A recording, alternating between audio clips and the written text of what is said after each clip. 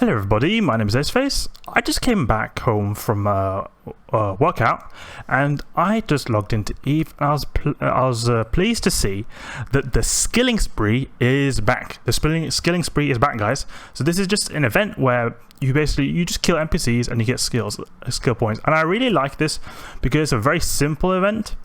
So it's very easy to get the skill points. So personally, for me, I consider this to be just free skill points because killing 5 NPCs is one of the easiest things you can do. And I'll do this now today by doing some T4 Abyss.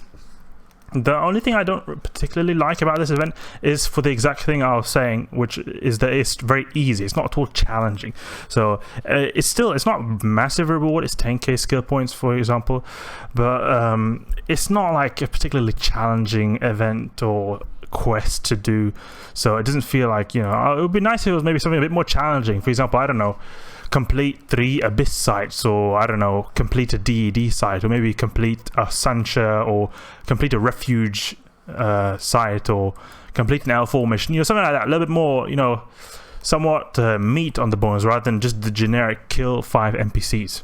And it will also probably be nice if maybe the event uses your activity, so it sees that, oh, you're doing a lot of L4 missions, then it can maybe recommend you to do an L4 mission, or maybe even do the opposite, tell you to do something else, so you get a bit of a change of pace for once.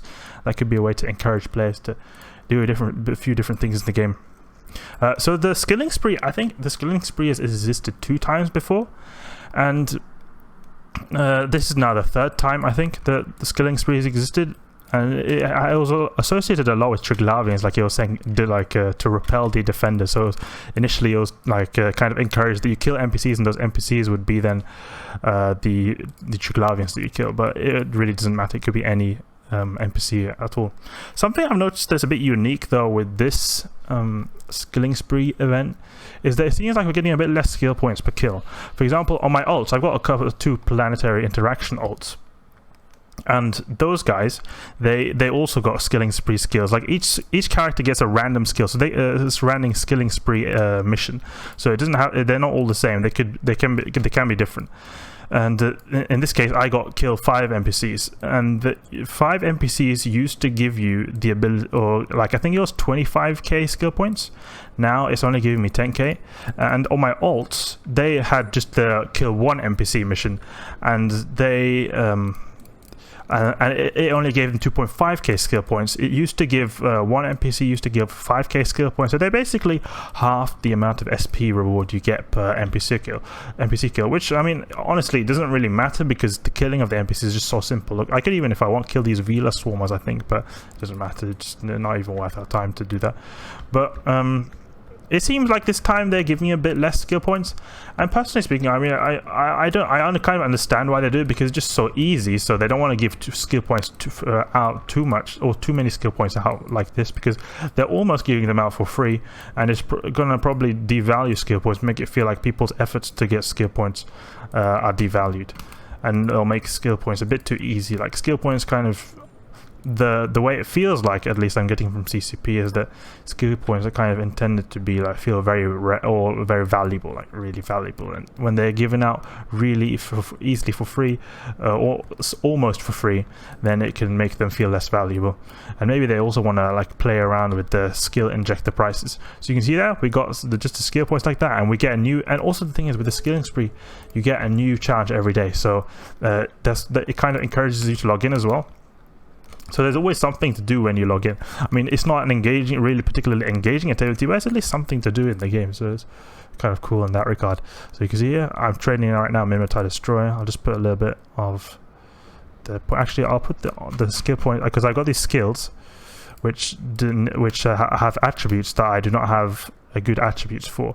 I have very good attributes for the Minotaur Destroyer, but I do not have good attributes for mining 5. That's why it's at the back of the skill queue. So if I use the skill points on this, it'll be actually better to do that than to actually train this mining 5, because it'll be very inefficient if I'm training mining 5 with normal skill points. So it's better for just to use normal skill points on them rather than training time on it. If that makes any sense, because the skill points, they don't care about attributes, they just add skill points. But I've got bad attributes, so the rate of my skill point gain will be very slow in here compared to Minotaur Destroyer. So I'll add 10k skill points to mining 5, shaved off a few hours there. What was that, like 8 hours? But so having to macromanage now these skills while fighting abyss people is a bit difficult, but shouldn't be too much of an issue. Just putting my skill back in the way it was in the skill queue, because I've got like my current skill queue. It has it so that most things are like, if you can see here, these are my attributes right here. So most of it is in perception, a little bit of it is in willpower. You can see my attributes are really high, and that's because someone actually used my referral link, and I've got these Master of Arms Cerebral Accelerator. So those make my skill points train so much faster. So if someone is watching this and they've used the referral link, I just want to say I appreciate it a lot. I really love these accelerators. It's really nice. So thanks a lot for using my link. Oh, we've got another extraction cache that we actually forgot to scoop up. Let's just return our drones. A bit slow, but that was the thing, because we were like micromanaging a bunch of stuff. Okay. Let's go to this extraction node right here. And I've heard a lot of people be kind of complaining about, on the forums and Reddit, complaining about the skilling spree, because they don't like how it's kind of like a cheap way to get people to log in. Like I told you guys before, that it encourages you to log in, and I think that's a good thing. You know, you always got you got some kind of activity in the game, but it's not really a particularly engaging activity. So it's not like encouraging like big PvP battles. Okay, it's not encouraging really like people to do some kind of market trading much. It's not making the game more vibrant. It's just encouraging people to log in, kill a few NPCs and log out. It's not creating a very engaging environment, so it could be seen as a bad thing in that way, or at least what some people think. Let's go to the next room, see what is up here. I'm going to try to explain also why I like these waves, because I see people who wonder like the best way to run these kind of waves, and this is like one of the easier waves right here. The rogue drone waves, just dead easy. I use my faction drones because they all track them really well. And to speaking of skill points, like my Gila right now, I've got like almost maxed skill points. So for you guys who are trying to fly it, or like max skill points with regards to the ones that the Gila uses. So if you guys try, I've seen some people, especially even on alpha clones, try to use my ship here, and it was a bit hairy for them, not as comfortable as I use it. And it has a lot to do with that my skill points are very close to like maxed out. Like I've got almost maxed out shield skills that affect shield boosting, capacitor skills, fitting skills, missile drone skills. So it'll obviously go a lot smoother for me, for someone or with low omega skill points, or let alone an alpha clone. Like that will be even harder for them. But I've heard it's certainly possible though in an alpha clone to actually use this kind of thing. Let's go to these. Just lock up both extraction caches at the same time. You just like left control, and then just make a big box like that. I like doing that. It just locks them all up at the same time. Okay, I have to use some missiles also simultaneously, just micromanage the stuff. Some things also that we could do. Another easier way to actually get these skill points for the skilling spree event, it could be to use the high sec anomaly sites. The ones that you see just in your probe scanner here in HiSec. Well, at least for someone living in HiSec, also in nullsec, you could just go to anomaly and do some anomaly sites there. But the ones in HiSec obviously a lot easier. Like for example, these refuges and dens, you need hardly any tank to go to those sites, and you will just clear them so quickly, get the skill points up straight away. So that's another alternative.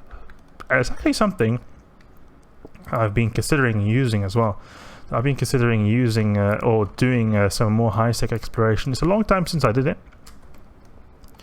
and it seems to be quite a relaxing activity, because there's basically I usually, when I run HiSec anomalies, I use an Onyx, because I live in Caldari space, at least currently.